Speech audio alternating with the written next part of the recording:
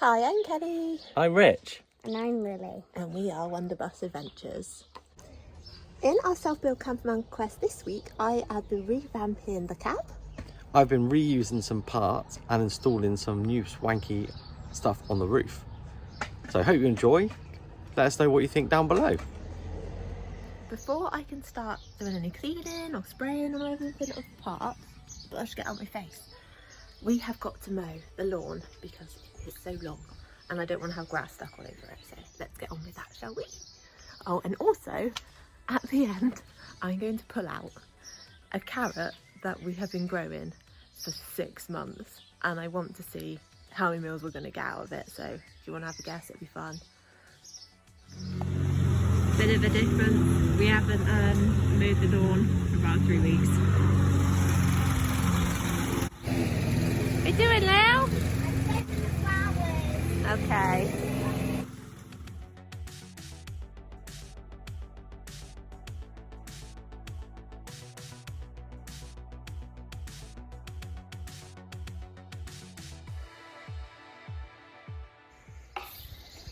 First of all, I am going to use an all-purpose cleaner to remove all the grease because it's got WD-40 and all crud on it.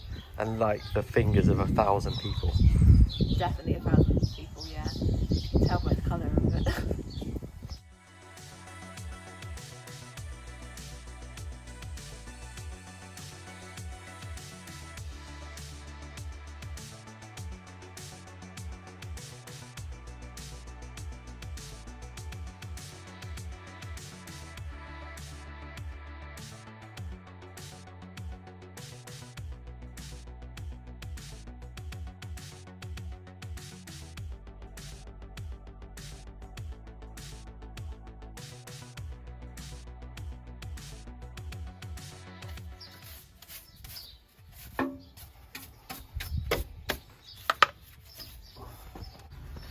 Before I paint this up, I'm actually going to get the wheel arch trim, put it in place and drill the holes for the rivets that I'm going to use to attach that.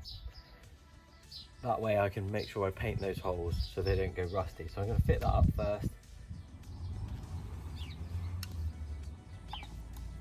Our weapon of choice is rust encapsulator. So this is like red oxide, but it's full of zinc and is self-etching and self-healing. Here it is, done.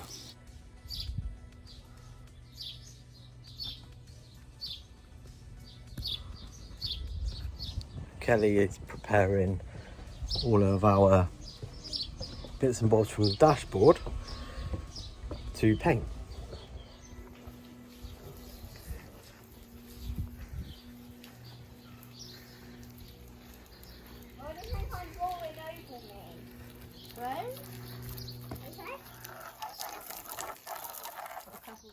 I don't know if you can tell in the videos, but I used a scrub daddy to get all the grime off, and then to key the area before we sprayed it, we used a Scotch-Brite, and it's really important you do this step, otherwise the paint could peel off. We found that to our detriment in the past, which is why Yeah. we're just mentioning it. Yeah, just so you know. And then we let it all dry. So this is my old splash guard. Now, when I took it off, if you remember, the bracket here was completely kaput. So what we're going to do is actually put it in on some rubber bobbins. And I'm going to remake like a sandwich plate to go either side of the rubber to bolt through. And what I'm going to use, some of the old aluminium that came with the bus. I could have just bought a new one, but it is just deflecting water. So I'm just going to make something up that will suit from this stuff.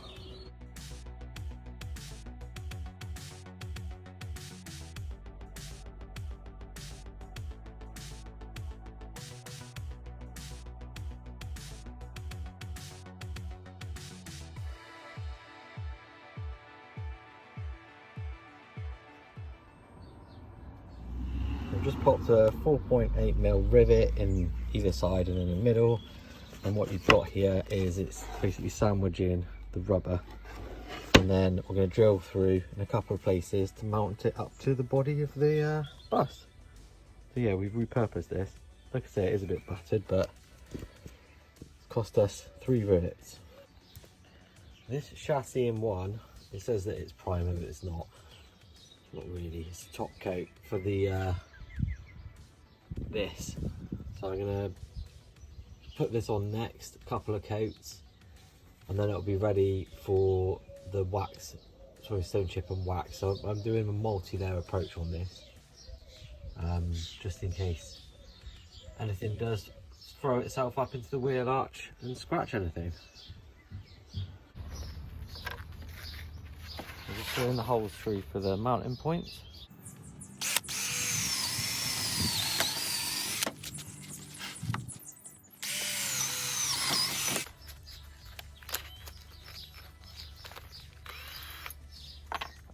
There.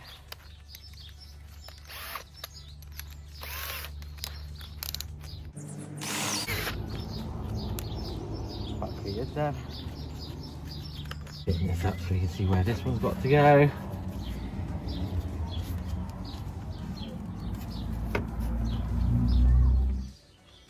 What we've got on here is the rubber mount for an exhaust that I've bolted through that panel there, and then we've got the original mount there. So this is just dry fitted at the moment. You can see it's not all tight or anything. I'm going to take this all off now and stone chip all in here, seal all around here to make sure no water can get in. But yeah, show you that completely finished after we've painted up the stone chip. Panel wiping. Cal's just cleaning it over with this U-pole panel wipe. It's surprising how much crud's come off of it actually. Yeah, we've washed it like twice, and this is like the second go over a panel wipe, and it's so a bit annoying. It's just to get the grease off before we paint it. I got it. And I got 2. Ooh. With other spray paints, you might have to use a primer, but this is plastics in one, so you literally just prep the surface and then you're ready to spray it.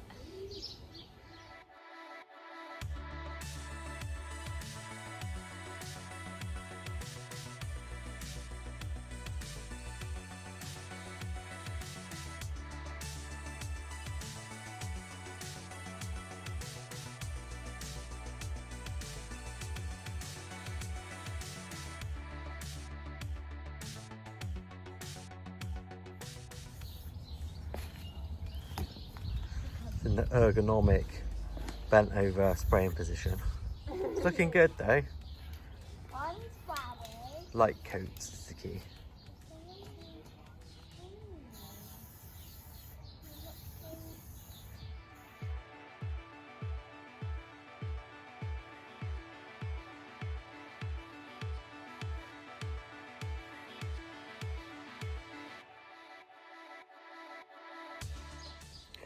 So Cal's mobile, well not so mobile, garden spray booth has been a success. Everything's sort of dry now, so we're going to put it away. Got a little bit of a mark on your face from the mask. I think all my makeup's come off, like there's all on the mask. I've got like a little red nose. Tell us about what you're painting. I sprayed it. How did you find it? It's getting the technique right. You kind of need to be, not, if you're too close you'll get runs, but if you're too far away you won't get such an even coverage. So it's best to do, I guess, this distance and light, I can't think of the word. Coats? Coats, yeah, light coats. Let it dry and then keep moving on. And remember to like do the sides as well. So I found I did a couple of coats and then I was like, oh, I missed completely the whole side. We've got some befores and afters close-ups that we're going to show you now. It looks really good. I'm really pleased with it. Are you? Yeah, I am really pleased with it. It looks, some of it looks like brand new. Obviously there's still like, we've painted over scratches and stuff because it's quite an old. Yeah, some of the stuff that was on there we couldn't really repair, but No. it looks much But it better. looks much better. Yeah, really nice.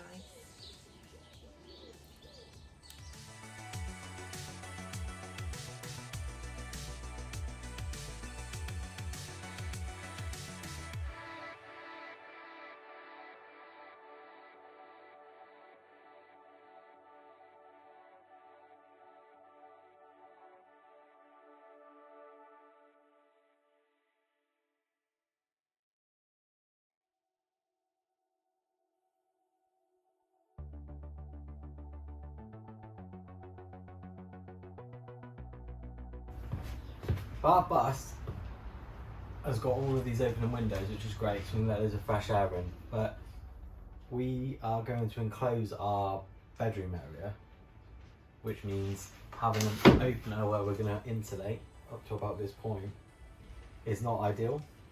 It won't work. So what I'm going to do is switch the opener so it's on this side. So you can do this in two ways. One of the ways is to take the whole window out, take the top of the frame off,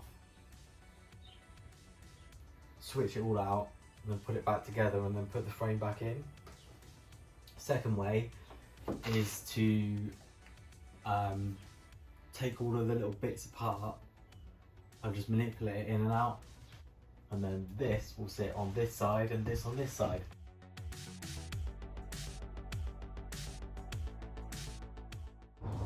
It's the next day. They are switched around now. I found the seals are all perished though, so I'm going to swap those out. I've ordered some new ones, should be here in the week. I'm not going to do a full end-to-end sort of how I did it on that one, because it was much more of a trouble than what I'd hoped it would be. But basically what you need to do is you take this one, obviously this was the other way around, but the first step is, you can see in the time lapse, you take this side out first, which with some sort of gentle persuasion you can push up and take out if it's not bonded in, so after releasing the sealant. And then you can, this one here, you have to slide out of its seal and then pull the glass out, and then basically you swap them over. Yeah, like I said, there's two ways of doing it. Take the window out, take the window apart, or do it this way. You might have to drill out a bracket in the corner up here. As long as you're careful, that'll work out fine. And that's how I did it. It was pouring down with rain at the end of the day yesterday. I had to get it back in quickly. Do need to replace the seal, and I am going to bond this in place. Mainly because I don't want it to fall out when driving. So from a purpose of it rattling or falling out, I don't want that to happen. Also, I didn't like the fact that you can just lift that out from the outside. So yeah, all done. Next job. In order to progress our build, I'm actually going to have to take more stuff apart. So I'll show you in a minute, but the rust that's behind the dashboard basically is the repair is going to be impeded by the big heater that's in the way. And if you've not seen one in a Mercedes Vario before, it's huge. So I need to take that away from the dash area, as well as the wiper mechanism and a couple of other bits and bobs. So when Luke comes in the week, he can just crack on with cutting all of that out.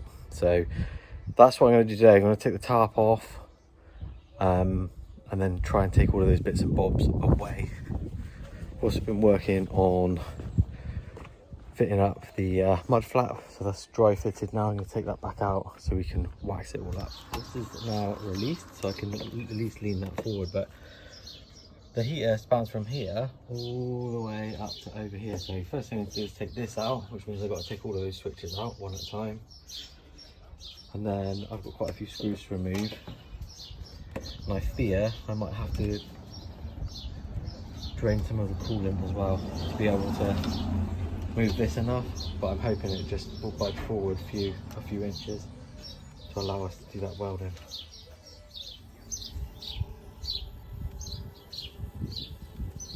I don't know if you can hear that over the sound of the birds, but when you take a screw out and it starts hissing, it's probably never a good sign. So there's either a snake in here, or one of these pipes is loose, or it was pinched when they put this in 700 years ago in factory. I soaked these WD-40 and then actually I applied some heat too. I'm going to take this off. Look at that in there, there's no rust in there at all. Looks like brand new in there. These little weird screws that go in there. Oh yeah, they're like, oh, hang on, I'm not on it. They're like, I don't think it's supposed to have a dent in it, but they're angled. And they just come off in one piece. That's ever simple. That's slash van life. Yeah. Mate, it's putting it back together that's terrifying. Don't. Oh, it's not too bad behind there. Yeah, the new piece comes all on that though. We decided to install a light bar this week. It's up here. because you know you need to see on those dark windy lanes, and it just seems the trendy thing to do at the moment, doesn't it? Everyone's got one, so we were like, we better get one too. We're sheep, so we just needed one. Yeah. And this is how we installed it. These filed down these penny washers to fit in between here. So our red nights are at M6, and the nuts they supply with them for this are M10, which seemed a little bit overkill. So he's filed those down so they fit in between the brackets. Neat. These brackets that come with it, they look like they're upside down, but they're not, we don't think. So we're securing them in the front of our solar panels on those riv nuts. We've got 3 of them on here. And then here's our solar, and there's the little lights that we're installing. Okay, I wouldn't recommend standing on your bonnet, but I only weigh like 65 kilos, so I think I'm okay. We're just centering up where these need to go. It's got the 3 brackets on. Well, I had them before, you know, I was saying they look like they're upside down. They were, but now they're the right way around. So Dave's just centering it on the light bar itself. Then we're going to put it up on here. They are fiddly, the fittings for these, for the one that I've chosen. But lots of other light bars aren't fitted like this. So we'll see how it functions, and I'll give you like a proper review of it once we've actually used it. But the brackets are not great. They'll be sturdy, I think, but in terms of adjustment, not great. But I think it'll look good. It is spots and a floodlight all in one, so we'll be able to basically see our way through time. Hello! Fit in the light bar. It's okay, I only weigh like 65 kilos, and the windscreen's screwed anyway, so the handy thing about having the windscreen out is you can stand in it and do this. It's totally safe. Otherwise I don't know how you do it. This is why women live longer than men. Yeah. That means you cutting it up? No, I'm there. I think they're tight already, but My dad's here as well. Say hi, Dad. Super Dave. Hi, yeah. Just posh shirt. Got me busting your hump again. Yeah, we were like, come round, have a cup of tea in the garden. Can you just? Come around. Well, we've been taking this stuff out ready for weld as well. Hopefully that's on In a Tuesday. minute, I need to do some soldering up here.